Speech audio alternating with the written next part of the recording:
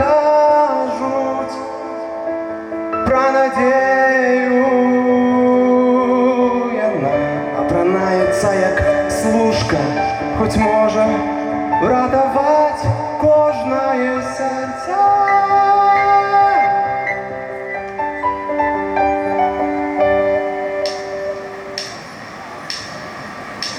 Отсюль недалеко до замилования добрыни своей и живой, и кожное мгновение я забываю солодкую радость самой глубины, как только не забыть тое, одно правдивое, святое, что лунае повсюль, благословляє землю.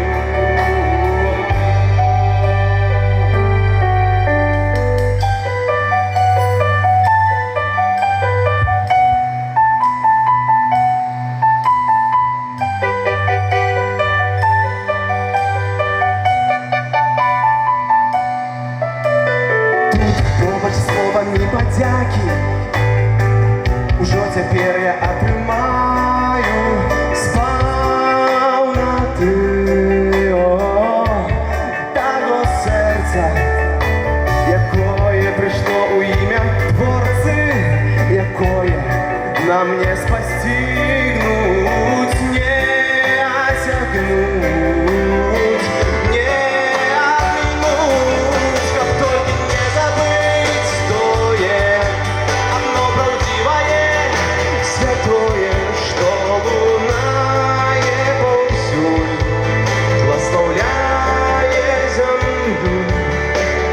А я чую толькі часом ледь прымаю самую дробную кроплю вечнага святла, што свеціць зараз і заўсёды.